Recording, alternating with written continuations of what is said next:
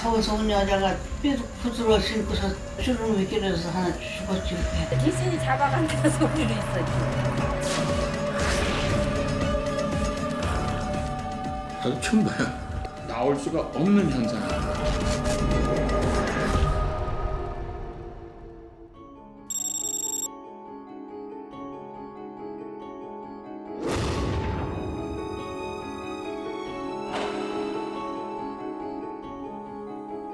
하고 있어도 말이 안 닿으면 절대 안 돼.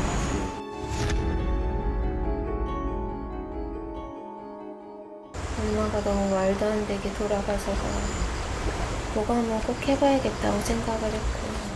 딸의 제안으로 엄마의 시신은 화장 직전 관에서 꺼내져 부검대에 오릅니다. 부검 결과 사망 원인은 익사가 틀림없었습니다. 그런데 나도 처음 봐요. 그렇지 않나요? 나는 처음 본 거. 아 그렇습니다. 일반 입사자에서는 이게 나올 수가 없는 현상입니다. 놀랍게도 그녀의 몸에는 사망 직전 뭔가가 목을 누른 듯한 흔적이 희미하게 남아있다는 겁니다. 강에서 홀로 사망을 한 여자의 시신에 의문의 손자국이 남았다. 인천에서 빵집을 운영했었던 서연이의 엄마 아빠도 폭염을 피해 이곳 홍천강 계곡을 찾아들었습니다. 벙글에 오신 지 얼마나 되셨어요? 이제 2박 3일. 그냥 아빠가 옥수수 구워주고 캠프파이어도 만들어줬다고 하면서 여기 그냥 너무 재밌다고 해서 그냥 제가 더 놀다 오라고. 여행은 예정보다 조금씩 길어지기 시작합니다. 그런데 46분 분량의 이 동영상 속에서 그녀가 물에 들어가는 모습은 좀처럼 찾아볼 수 없었습니다. 남편이 강에 뛰어든 사이에도 아내는 줄곧 못해서 고집스럽게 촬영만을 계속해왔습니다.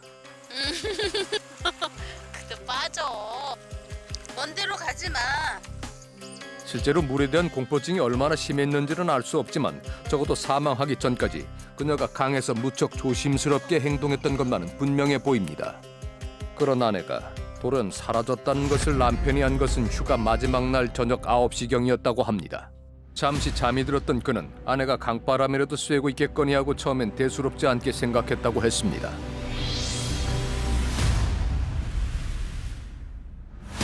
남편은 급히 아내를 건져내서 119에 신고 전화를 걸었습니다. 여보세요? 네, 119입니다. 사람이 물에 빠졌어요. 좀 빨리 좀 와줘요. 제가 혼자서 못 건지갔어요. 천천히 보세요. 어디에요, 위치가? 여기 노량동이요. 구급대원들이 출동했을 때 아내는 이미 의식이 없는 상태였다고 합니다. 도착하셨을 때 그 주변에 다른 야영객들이나 뭐 이런 분들은 다른 분들은 못 봤습니다. 그렇다면 대체 무엇이 그녀를 깊은 물속으로 이끌었던 걸까? 이것은 휴가 사흘째 되던 날 그녀가 자신의 모습을 촬영한 겁니다. 그토록 물을 무서워한다는 그녀가 마치 넋을 놓은 듯 겁없이 깊은 물속으로 향하고 있는 모습입니다. 평소와는 전혀 다른 그녀의 이런 행동은 뭘 뜻하는 걸까?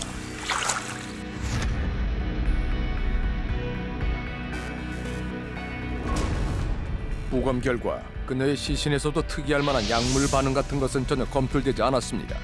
그렇다고 그녀가 스스로 목숨을 끊으려 했던 것도 아닐 겁니다. 휴가 기간 내내 아이들의 끼니 걱정이 이만저만 아니었다는 그녀는 곧 돌아가겠다는 메시지를 딸에게 전하기도 했습니다. 그런 그녀가 갑작스럽게 강에 들어가서 수수께끼 같은 죽음을 맞은 이유는 무엇이었을까?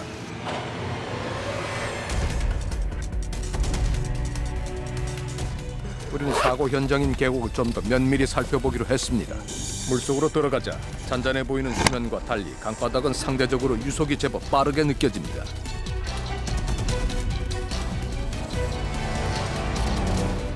막상 도로 들어간다. 몇 발짝만 떼도 마치 웅덩이처럼 이렇게 발이 푹 꺼지는 곳이 곳곳에 숨어 있는 겁니다. 모르고 들어왔다면 아찔했을 상황입니다. 이 부분이 다른 하천에 비해서 하폭이 좁아요. 바위가 있으면 물이 흐르다가 와루가 형성되니까 유속이 빨라집니다. 유속에 의해서 본인이 제어를 못하는 경우가 있습니다. 마을 사람들은 이런 데서 사고가 나질 않아요. 웬만하면 물 수심도 알고 아는데 모르는 사람들은 그냥 거기나 똑같은지 알고 그냥 들어가다가 이제 그 사고들이 많이 나요.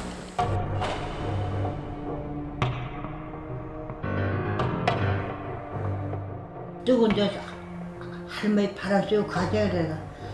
그래 가자고 그래요. 가서 이게 차고 들어가더라고. 그런데 튜브 차고요. 그런데 죽었다는 게 희한해.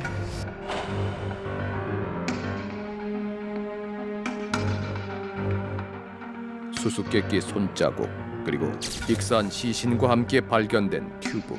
이것이 과연 단순한 사고사였을까? 사인이 상당히 어렵죠. 목 쪽에 어떤 외력이 작용한 근거는 분명히 있어요. 예. 근데 그걸로 사망한 건 아니거든요. 목 눌림도 있었고 물속에서 숨도 쉬었고 예. 이 두 가지가 같이 공존한다는 얘기거든요. 예. 얼굴에서는 점과 같은 형태의 출혈도 나타났습니다. 목 졸려요? 그러면 시뻘개진다.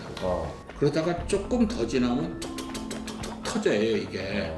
이것은 한 손으로 이렇게 사람의 목을 조를 때 생기는 흔적과 상당히 유사하다고 했습니다.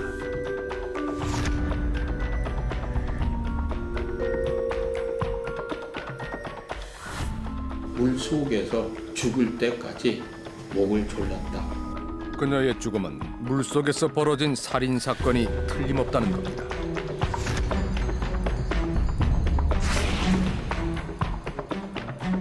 그녀에게선 통상적인 경우보다 방어근이 약하게 나타난다고 했습니다. 즉, 그녀가 제대로 된 저항도 해보지 못하고 순식간에 사망을 했을 거라는 얘기입니다. 전문가는 범인이 처음부터 오로지 살인만을 목적으로 한 냉혹한 인물이었을 거라고 설명합니다. 감정에 의해서 분풀이나 어떤 분노의 표출이나 이런 것들은 보이지 않거든요.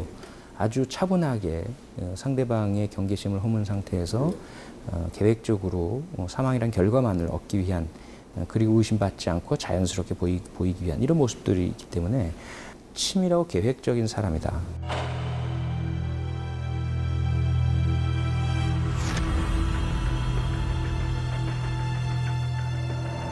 우린 서연이 엄마가 사망하기 전에 촬영한 동영상을 처음부터 꼼꼼히 다시 들여다봤습니다.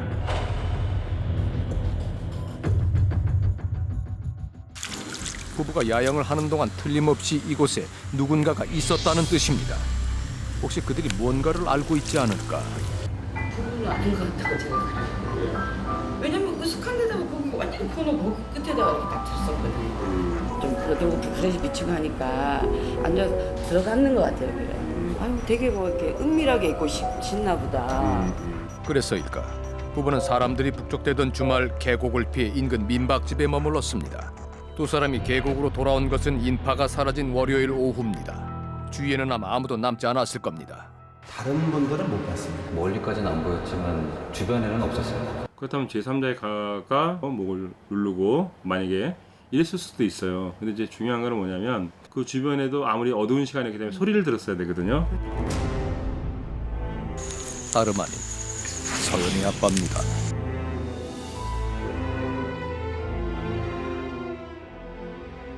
엄마 돌아가신 상황에 아빠는 되게 진짜 엄청 힘들어하셨어요. 원래 제 앞에서 우신 걸 제가 거의 본 적이 없는데 엄마 돌아가시고 나서부터 되게 많이 봤어요.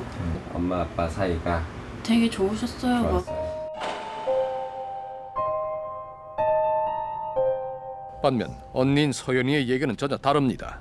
그 장례식장 가운데 딱 누워서 진짜 딱 대자로 누워서 코를 골고 자는 거예요. 사랑하는 아내를 잃은 것 같은 사람의 모습이 아니었어요. 첫째 딸 서연이는 아빠가 엄마를 살해한 게 틀림없다고 주장을 합니다.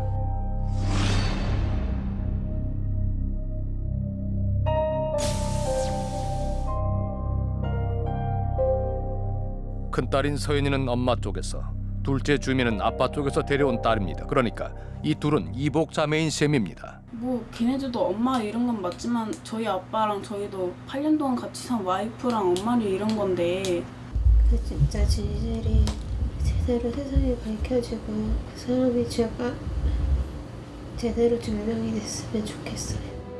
우린 교도소에 수감돼 있는 자매의 아빠를 직접 만나봤습니다. 제가 방금 사이에 일어났거든요. 제가 깨어났을 때는 아내만 건지는 리가 없었어요.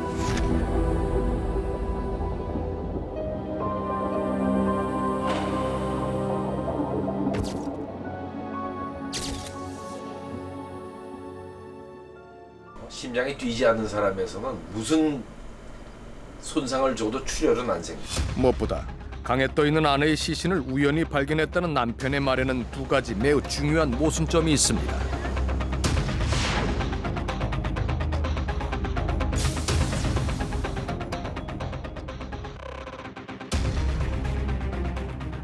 남편의 진술에는 사건 현장이 흐르는 강이란 사실이 간과돼 있는 겁니다.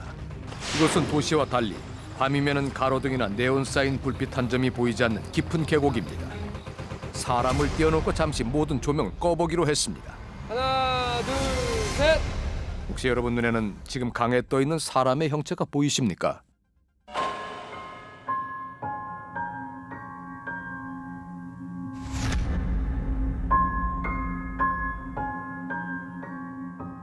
당시 조수석에 타고 있던 엄마는 반년 가까이 병원 신세를 져야 할 만큼 큰 부상을 입었습니다. 이렇게 쭉 가고 있는데 갑자기 전봇대가 왔어요. 직선 도로에서 갑작스럽게 벌어진 교통사고였다고 했습니다. 그런데 이 교통사고로 남편은 상당한 뭉칫돈을 손에 넣었습니다. 4,600만 원가량의 사고 보험금이었습니다. 휴가 가기 전에 보험회사 담당자하고 통화하는 걸 몇 번 봤어요. 딱 그게 맞춰지더라고요. 서연이는 새아빠가 보험금을 노리고 엄마를 살해했을 거라고 말합니다. 실제로 서연이 엄마의 죽음으로 남편이 받게 되는 사망 보험금은 무려 6억 원에 달합니다.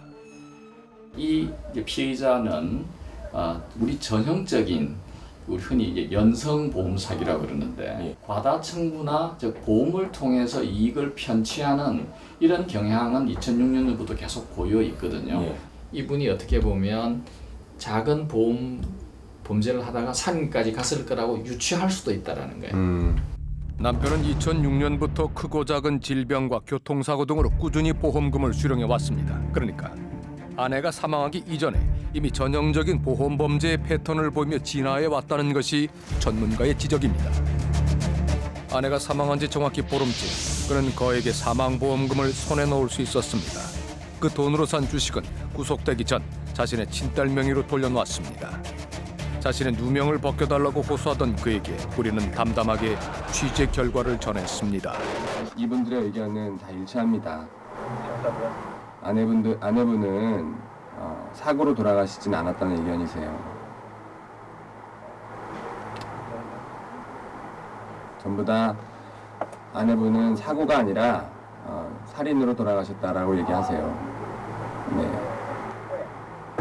경찰 변호사님하고 좀 만나자고 얘기를 해줄 수 없겠어요? 선생님. 그는 오로지 변호사를 만나게 해달라는 말만을 남기고 급히 면회실을 빠져나갔습니다.